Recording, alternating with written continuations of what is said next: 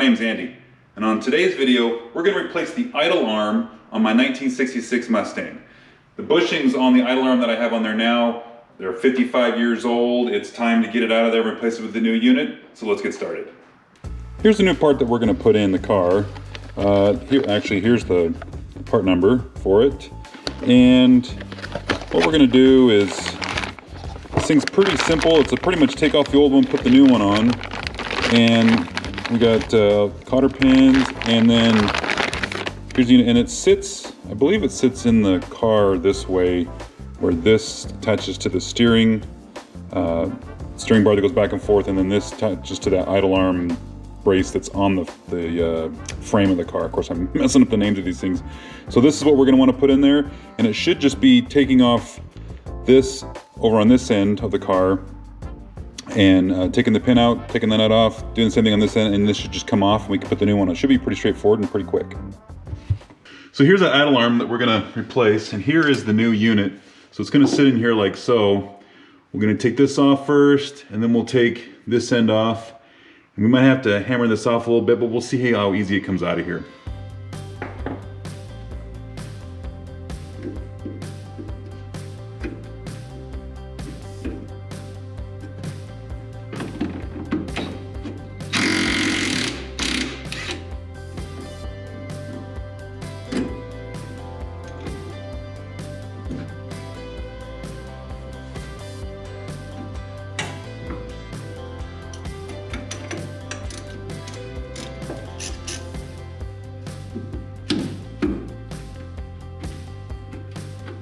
You may find that taking off this idle arm bracket might help, so let's try that and see if that works.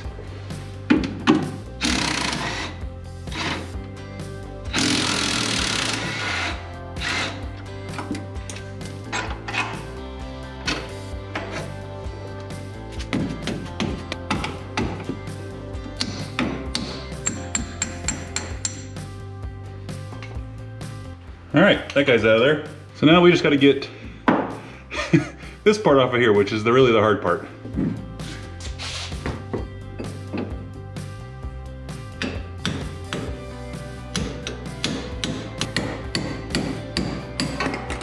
There, that came off. This is just a quick comparison of the two units, the old one versus the new one. Nothing really big that's important here, other than, I mean, they are the same size, so that's important. So let's go ahead and get it installed.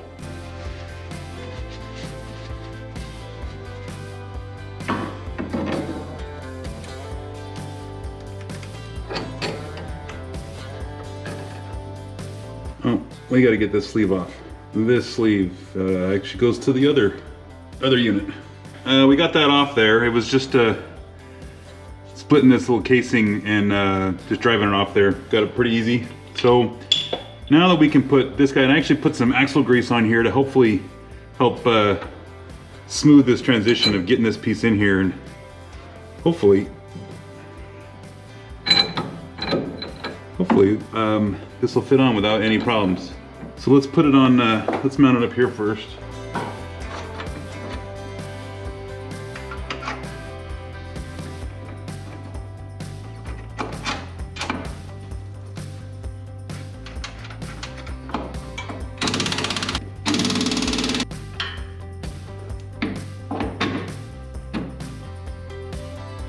Now this can be the tricky part, getting this thing lined up right.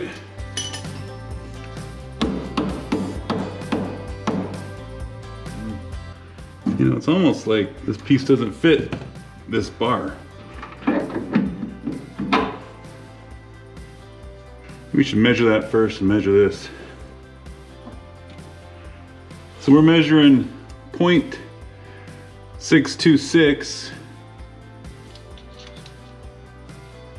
And this measures 0.561. Okay, so either there's a lot of rust buildup on this idle arm shaft, or this is the wrong song. So I gotta get that figured out and see what's going on. Okay, all right, fast forward about a week and a half of time. This was the part that I was trying to put on the car. This fit in that steering linkage, and I was trying to put this on this shaft here, but you can see that it doesn't fit because the diameter of this is larger than the ID of that. And I thought at first maybe there was a rust buildup or something on this part and it just wasn't fitting. It just doesn't, it's just never gonna fit because of how this part is. This is not the right part. I've contacted the vendor and we're working through on getting this shipped back, but it is taking a ridiculous amount of time. But in the meantime, I went ahead and ordered another one from a different vendor and it looks like the right part.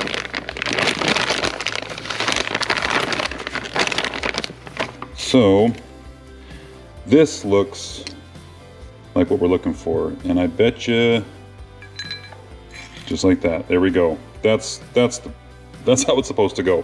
So now I can go ahead and put this back in the car, mount that back in, and then we'll put this one in and continue. I tried to save a couple bucks buying this part on eBay, and in the end, not only did I lose all that time, this was actually cheaper and I didn't realize it. I wish I would have looked at this. I got this from NPD. A lot of you guys are familiar with them. Not only was that part cheaper than this part off eBay, it's the right part. So, and then here's the ring pieces that come with this. Here's that part number too, just in case anybody needs that information for this idle arm. Don't forget to install the Zerk in the back of this idle arm. It uses a 7mm wrench to go ahead and install that, tighten that on there. Okay, and then also it comes with one cotter pin. I had to get a second one for this castle nut on this end. This one we're going to put on this end with the old idle arm mount pieces, because these old ones are obviously not going to work anymore, so that's okay. All right, and then we can go put this in the car now.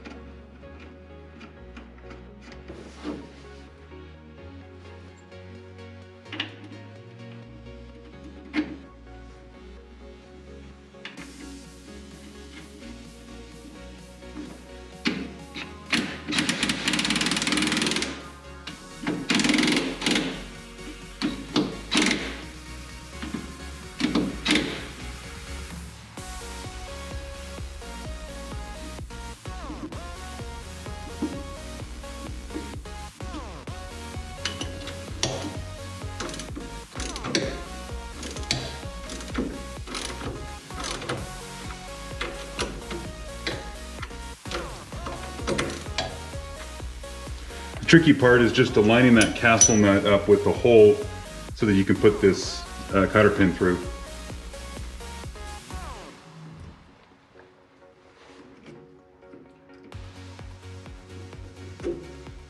Okay, so that's in. This is tightened down, we got the cotter pin in. This is tightened down, this cotter pin in. You probably saw that I had that axle grease here on this idle arm mount. So make sure you got some on there so that's something for it to slide on. And that's in. Nice and fresh and ready to go. All right, that takes care of that.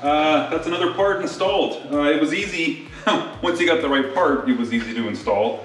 In this case, the part that I had ordered looked just like that part that I got, but I obviously didn't get the part that I was ordering. I guess it was a lesson in trying to save a couple of bucks on a part and then look at the hassle that it caused. I should have just bought the right thing to begin with. Whatever. But that's okay. We got it on the car. It's good to go. Everything fits. Everything's tight. Now the next thing to do is just put the car down and take it for a drive. Guys, if you do me a favor and like and subscribe, I'd appreciate it. It helps my channel out. And we'll see you in the next one.